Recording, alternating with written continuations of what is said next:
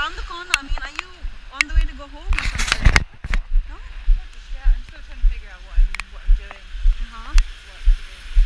So like, what are you working on? Oh, you said, how's your dissertation thing? You were telling me about your dissertation that you were studying. Yeah.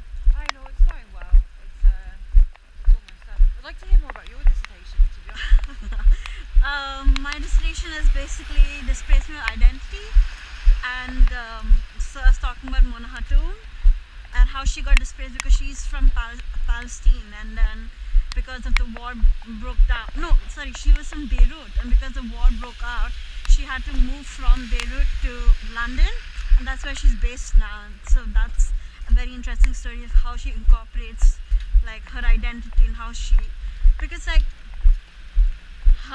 so there's one, yeah, this is a timepiece called measurement of distance or measurement of time, not sure, where she talks about, it's a very private letter between her mom and herself, and it's blocked by Arabic script, and like talk, and it's like her mom's like undressing or something like that, so it's kind of contradicts because like this culture in the society is so conservative, but it's such a beautiful way of depicting it. That's what I think.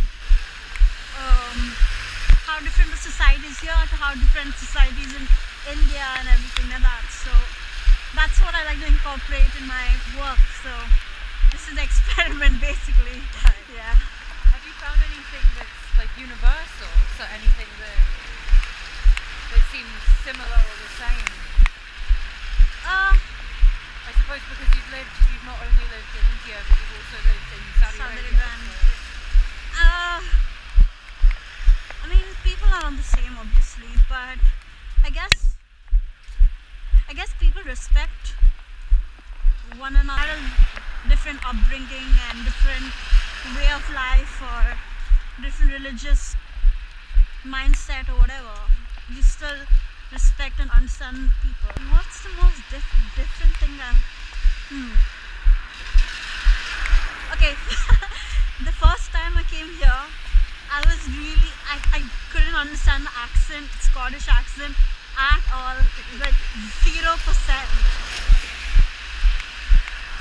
I remember the first lecture was in the old lecture theatre. Do you remember that? Like old lecture theatre, like on top of the stairs, and like a tutor was talking in like a Scottish accent. I was like, what is happening? I don't understand anything. But then at the end, like, I guess I've understood it so much better now. You find that people have been like kind and respectful and helping you understand? Yeah, definitely. Like, yeah, I'll have to like but you know what, I owe it to my work a lot. Sure. I've never been up this way actually. Work has has made me been able to interact with outsiders, and I've had so many good experiences, bad experiences. So many people I've come across in different accents, so I kind of had to adapt to and kind of like be like, alright, I'm this young confident woman who can interact with anyone, that kind of mindset. Anything. Yeah. How's your day been so far? Yeah, it's been good. Had a weird week. I was learning about basically the empire, and actually it became more obvious to me as I was learning about it why you and Harry responded quite frustrated when I asked where you learned English. Okay.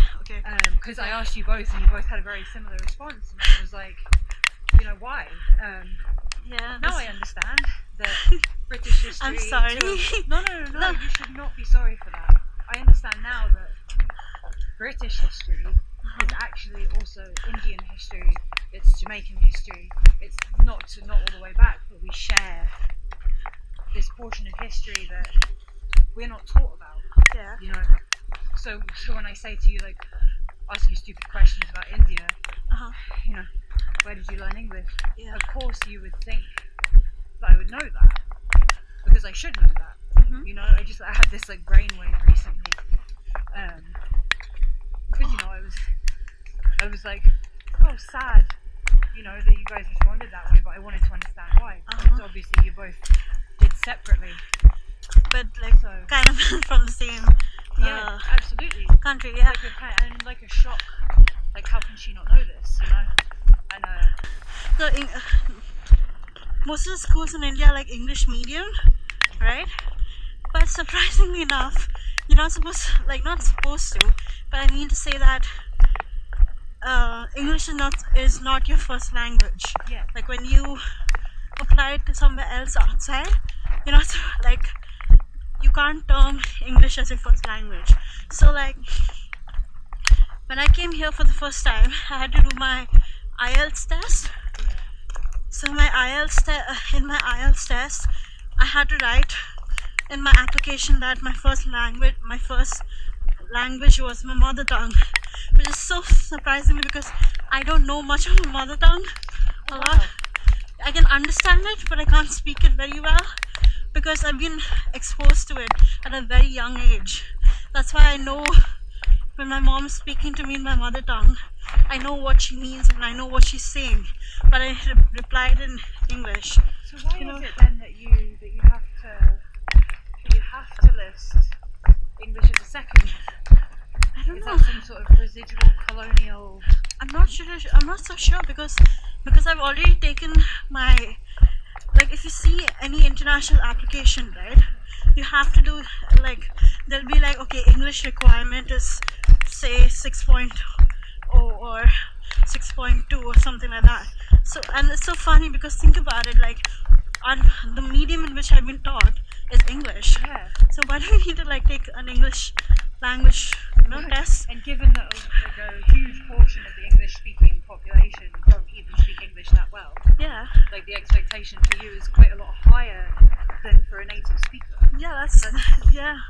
And like I went through training for the IELTS exam. So there's TOEFL and there's IELTS. TOEFL is the American English, and IELTS is like the British English and stuff. So that's why I took it, because it was like much more suited to me, and I've been brought up like that and stuff. So yeah, and it is so confusing. Like looking back at it, I don't think anyone is that confusing in the way they talk, because like, how do you say, they twist and turn the answers and you have to like find out what the answers are by, it's crazy, it's so weird. It would be interesting to know if it has a sort of a colonial reason for it, because like I learned recently that people brought over, was it the East India Company, people came over to work, people from Jamaica were brought to work in the Caribbean, and then shortly after the Second World War, they waited a certain amount of time. Yeah. But after the Second World War, they stripped a lot of people of their Britishness. Like they took it away, you know, and that's not something I really understood before. So a lot of the relationship that we have changed now, and the people don't feel that way necessarily. Some people do. But it's a very clever government tactic that was used to take resources but not give the same rights to British people. It's quite big. Excuse me. To essentially take away but they didn't do it to like Australia, the colony. They didn't do it to certain colonies. No, because do you know what the history of Australia? The history of Australia is any of the like the prisoners of war or prisoner over here in Britain was sent to Australia and they were not allowed to come back. So they like indirectly became the citizen of Australia. But interestingly enough, since that time, our relationship has developed better in a sense with Australia than it has with countries like Jamaica. Or I'm not sure about our relationship with India, so I can't. Yeah. But I know that there's an interesting sort of old way of thinking that is a very colonial way of thinking that seems to still have a kind of residual effect on a lot of the bureaucracy, a lot of the application forms and processes. Like, India is not in the European Union, Yeah. so you probably have to go through more procedure. But we also That's have a true. longer history. Yeah. And Indians from all over India have come here and they've helped us build infrastructure, create wealth, fight wars. Food as well. But I mean, our national cuisine is Indian. Like, that's the running joke. Curries, basically. Yeah. I mean, you guys were nice enough to make it a little bit less spicy for us. No, have you tried Vindaloo? Vindaloo. Yeah, oh my god, like, My brother loves Vindaloo. have Vindaloo and you will like go nuts, like you'll start crying. I like a sagaloo. Savaloo, okay. Yeah, that was my favorite. But I have to admit, I used to only eat chicken tikka masala. Really? Yeah. That's because I couldn't tolerate spice as a child. You should try biryani. I don't know if you like biryani. Biryani is Oh, yeah. good. It's like we always joke like our national cuisine is Indian. Yeah. That we've messed with and we've added cream where it's unnecessary. To be fair, it has to like appeal to the taste buds, you know what I mean? Yeah. I also think though that we're too quick to say like, oh, make it appeal to us, and we're not. I mean, things. We don't accept its uniqueness, but we add some people things refuse. to. That can be like a kind of a displacement, you know? Displacement of taste buds. Yeah. Oh my There God, you that's go. a whole new project. Yeah, oh my god. What I should do is I should just put dishes in front of everyone, be like, which is like the Indian without the mixture of cream, and which one is the cream? And Yeah. nah. Make people like notice. Or... Oh my god, you could actually write a thesis on that, being like the displacement of taste buds, like how many taste buds are there, what each taste bud does, and then like how it reacts to spices and how. Wait, I heard that spice does what? Fight or flight. Really? Yeah, The it response. Wow. yeah, it gives you adrenaline. Be like, oh, like when you're like, I need to run to sweat. yeah. So and you interesting, can become though. like, Thinking of food, because Yeah. quite often when you do get people who are natives a very vague term. It Uh-huh. turns out to be written. So when you get people who believe that they're like, it's always like food restaurants that they point out. They're like, oh look, everybody's coming here. So the displacement of taste, but it's almost like there's like a backwards feeling of displacement in people. okay. You know what I mean? Like they think because there's like now some tasty food there that the world's being swallowed up. But what they don't understand is the history of That's the thing, yeah. how we've actually been. Was it? Well, I know that a lot of the colonies pre-exist Britain. Like before Scotland was even part of the Union, we've had a relationship with India and Jamaica and these places. Yeah. So when people say this is a new thing happening, interestingly, speaking of colonialism and stuff, Glasgow University has recently calculated and is going to give payment to the Jamaican government Yeah. for the money that they made off of the slave trade. So Really? they're giving them reference, and I'm hoping Edinburgh University, if they have wasted all the money on the cafe, don't put this in. But I'm Scandal! hoping. Scandal alert! No, put it in there. For the ECA cafe, there's short staffed or whatever it is. And then I was like, alright, I'm anyway at ECA, let me just go and do the shift. So I did 2 hour shift, and they were like, well, if no one comes next week and you're short of hours, just come along and we'll put you on the rota and stuff. Like, alright, okay, cool. Like truly embracing the stereotype of migrants that really work like 3-4 times harder than natives. Like, Yeah. man. And then there's my brother, who Should I send this copy to your Yeah, brother like, as well? there are no jobs. And I'm like, get off your privileged butt and go outside and find one. Like, what you mean is there are no jobs in Europe? Like, What does he want to and do? that's the privilege, isn't it? Like, What does he want to do? he wants to be like a DJ essentially. Oh, that's He amazing. makes really cool mixes. Mhm. And if he got up and went outside and went to a club and was like, look, I have this music, he'd probably do really well. Yeah, or like street he- performance. Yeah. People do that as well. Yeah. But he has a lot of Potential?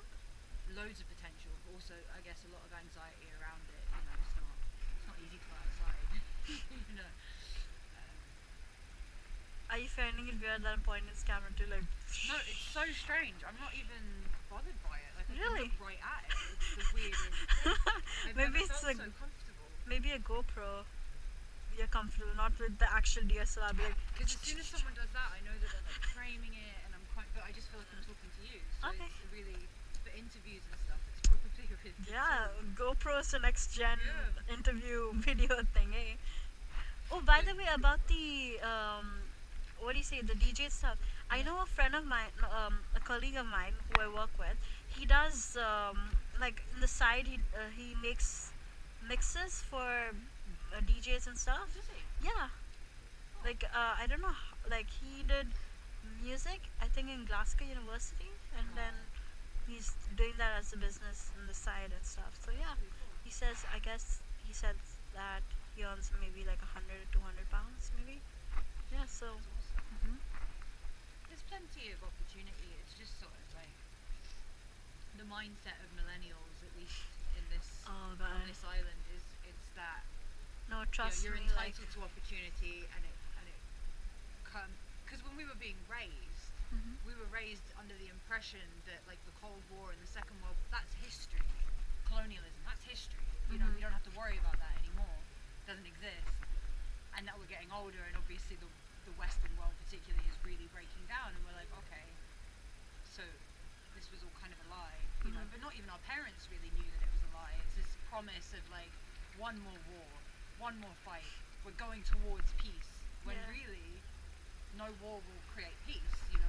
And we're That's starting true. to understand that, and I think it's really having an effect on the work ethic of people, just the general feeling of people. I mean, like when you wake up every morning thinking that the world's going to be over soon anyway, what's your motivation for going and getting the job that you want? What's your Nothing. motivation for creating? You know, we're quite lucky. We're in an institution that's surrounded by art. So if it wasn't for this, you know, I'd still be just working in a kitchen, you know, with no other sort of Like it adds kind of element to your personality, sort of yeah, thing. and to have an environment like that. But then also the lie is that outside of this building, it doesn't function like that. So you're trapped in a little Once bubble again, of yourself. you're propelled into the world with this false pretense of what life is going to be like, Mhm. you know, and it's this constant, ever evolving. Okay, start again, start again, start again, start again, Mhm. and then you know, and it doesn't help when all of your media is also indulging in telling lies, and you know, so I wouldn't say that necessarily my brother's lazy.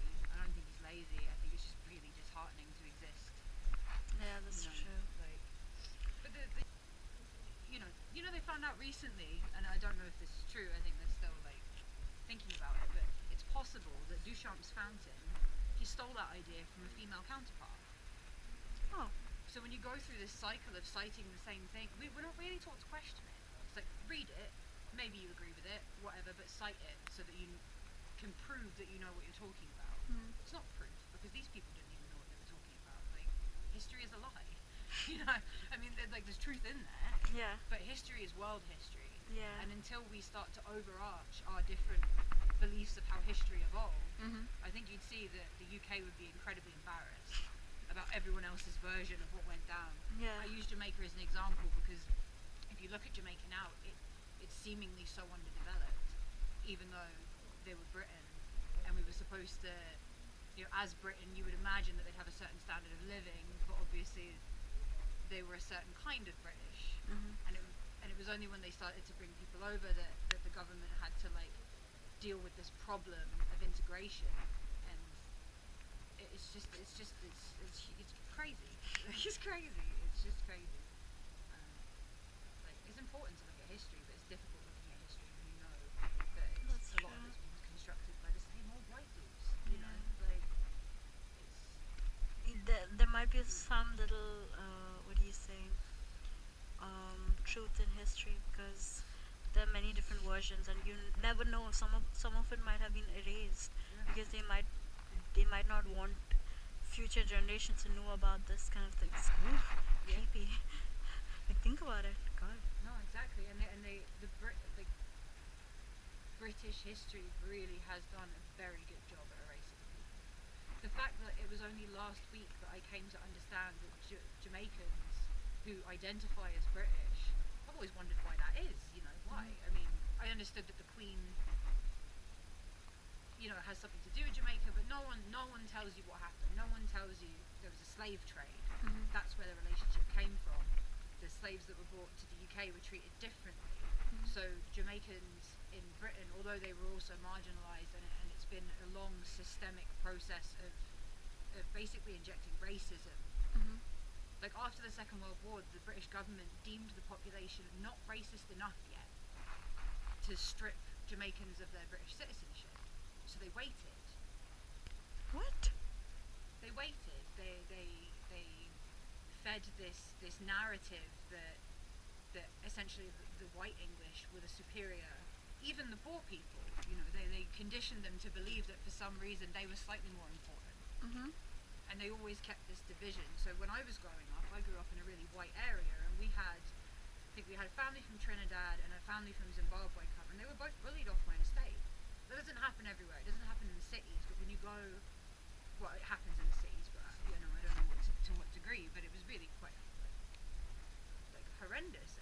But now I know, looking back, that Kazim, the boy, his mother, she was either invited to the UK, or her father or mother was invited to the UK under the pretense that they were British. And then they have to exist in a society that doesn't see them as British, you know? But then going home is also difficult because you're, yeah. So yeah, to go home is different because there's that displacement element to it, isn't it? They've now come to Britain and they consider themselves, you know, Thanks a lot. to be, you know, part of the community. And it's like, I mean, displacement for anyone is difficult, but there are definitely colonial forces that have made it more complex and more hurtful for certain groups of people. Like, But don't you think like now that like understanding that like what has happened in the past and kind of trying to make amends for it, because I remember on the news like few years back that the Kohinoor diamond that the British Museum was planning to, like, I don't know if it's happened as yet, but they were thinking of sending back the Kohinoor diamond I that. just find it, I find that in itself quite funny that we feel that we have the right to think about this, you know. Should we give it back, you know? I think there was a petition or something like that to send it back.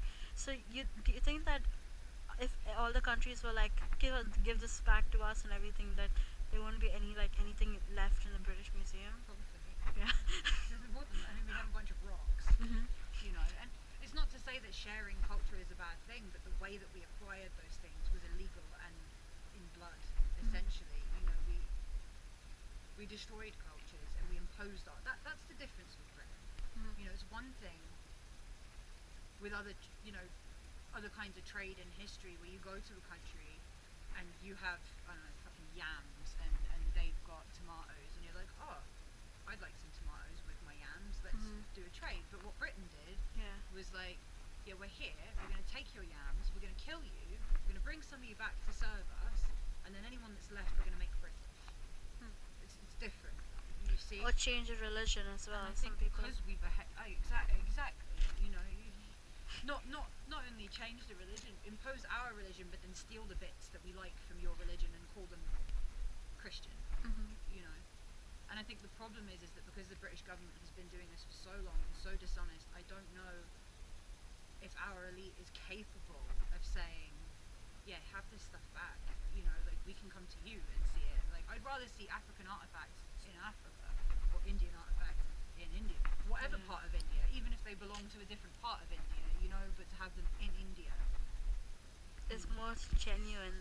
But think about it the other way, right? If none of it ever happened, if you could have erased history and everything remained like, actually, right now that's what we're doing. We're erasing history and putting like, it's so funny. So we're like going back to square one and like in a circle. So Britain will remain Britain, Europe will remain Europe. Like Americans will be with Americans, Indians with Indians and stuff. So there's no like globalization and there's no like exchange of cultures. So it's like there's this one quote from Salman Rushdie who was like imaginary lands, like where he was like saying that, oh, you know what, even though even though we are displaced, even though like we are in this new land and we keep on dreaming of the land that we used to be in our head, we'll always remember that and we'll always be like, okay, you know what, it's we miss that land. Like Yeah. we're talking about it. So like it's, I don't know, it's like who's to say like is it happening good, is it happening bad, like what's happening right now, sticking to one culture or not sticking to one culture, because they will never experience the world, and the world will never be like a close place, you know I what I think mean? it's testament to me and Gordon were joking about this actually that Brexit has kind of set a date for the end of the empire, like officially, because we said it finished years ago, but that's not really true. You know, Yeah. with Brexit, we've kind of almost like we've reckoned with ourselves Yeah. a little bit. Like we're so confused. We're so at a loss of identity and understanding of our, our history has holes in it, and even if you don't know that, you almost know subconsciously. And Brexit is kind of proof that we, as a nation, as a culture, are almost cultureless because we're missing that history.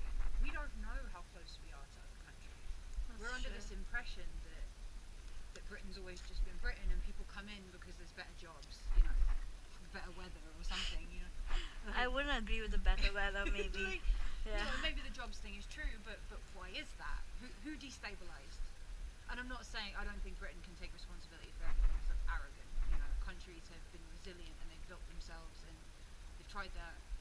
And we didn't do all of that. Countries fight amongst themselves in the Middle East. There are people that fight amongst themselves. It's not that we do all of it, but we hold some pretty heavy strings in how, we drew lines in the Middle East. We put those there. We created the Gaza Strip, essentially. And we broke promises to the Palestinians. We promised land to Israelis and then promised land to Palestinians, and now we step back. Yeah. And it's like, oh well, the Middle East is so unstable. Like, we need people to go over there and fix it. Yeah, so that's why there's so many unrest, because this promise has been made, but like you're not fulfilling the promise. So where else do people get the resources? Obviously, they'll have to look within their own country, fight against their own people, and which is a good incentive to an outside country to be like, oh, like we'll provide this if you provide us that, Yeah. and then it will help us with our missiles or or gunpowder, everything. So good. It's quite.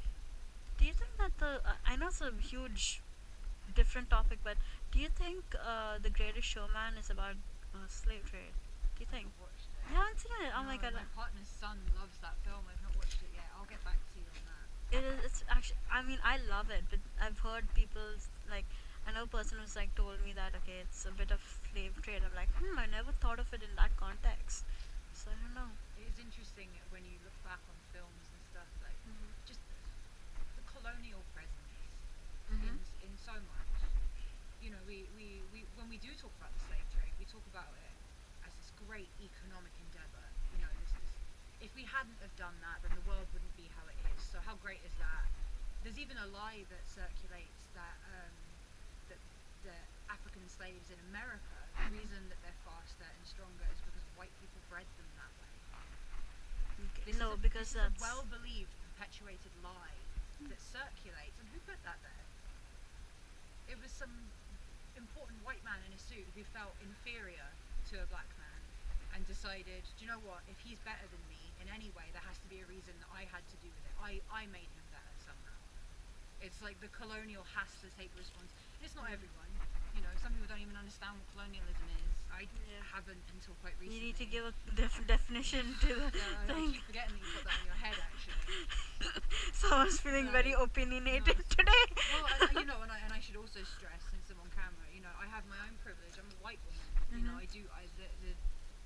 I come from a poor background. I'm a woman, and those things are all work against me. But I've come to recognise, and I have to state because it's important, I have a privilege. The fact that I only noticed I was white a couple of years ago